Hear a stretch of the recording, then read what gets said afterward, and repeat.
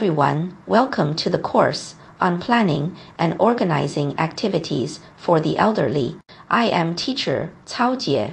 In this lesson, let's study section 3.2, Mastering the Planning Concepts and Organizational Essentials for Learning Activities for the Elderly.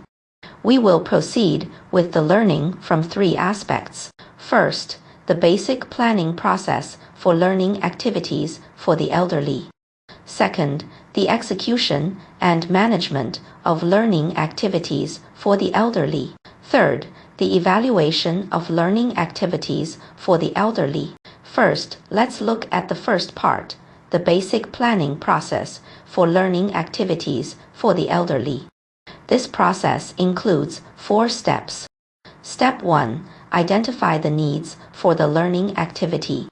Step 2. Determine the theme of the learning activity. Step 3. Define the content of the learning activity. Step 4. Select the venue for the learning activity. Next, let's look at the second part, execution and management of learning activities for the elderly. This section includes 2 key points, implementation guidelines and activity procedures. First, let's look at the implementation guidelines. The fundamental purpose of learning activities for the elderly is to increase knowledge, cultivate character, enrich life, and promote health. Specifically, there are 4 key implementation points. First, requirements for staff. Maintain a smile and be good, attentive listeners. Second, requirements for instructors. They must be high quality, high level, and experienced. Third, the activity content must be rationalized and humanized. Pay special attention to the physical condition, age, educational background, hobbies, and mental state of the participating elderly. Fourth, appropriately control the pace of the learning activity. Adjust the pace according to the learning situation, that is, the basic circumstances of the elderly. Determine the pace based on the learning content. Also, adjust the pace by observing the emotional changes of the elderly. Now, let's look at the activity procedures. Step 1. Conduct research to determine the learning activity content. Conduct comprehensive research on the responsible elderly group. Determine the learning content based on the research findings. Step 2. The activity notification phase. There are 3 methods of notification: verbal, telephone, and written. The greatest advantage of verbal notification is the ability to communicate face-to-face. Telephone notification conveys information accurately and directly via phone with relatively low cost. Written notification requires advanced preparation. It must clearly state the activity, time, venue, content, participants, and organizing personnel. This allows participants to prepare themselves mentally. After sending the notification, follow up to confirm everyone's awareness. Step 3. Precautions after issuing the notification. Closely monitor the physical and mental condition of the elderly before the activity starts. Ensure the organizers have a deep understanding of the elderly's situation. Avoid emergencies at the start of the activity. Step 4. Selection and setup of the activity venue. The venue can be outdoors or indoors.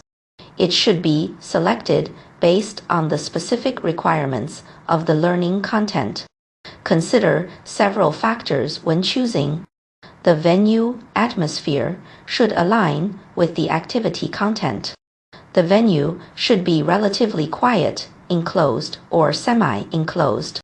The venue capacity should be appropriate for the number of participating elderly.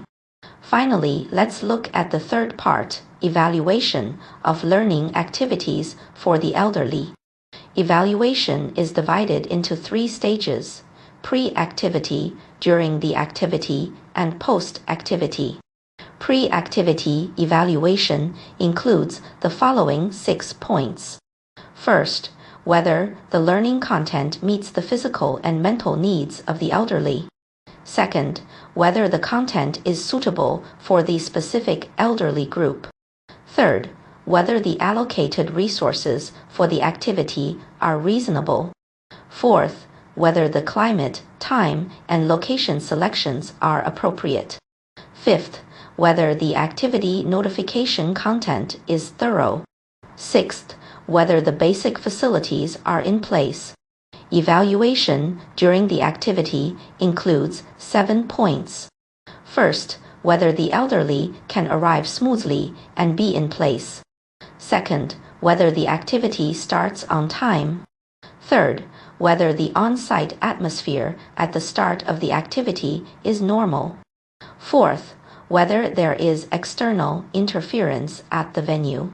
Fifth, whether medical staff can maintain a high level of care for the elderly during the activity. Sixth, whether the basic equipment is functioning normally.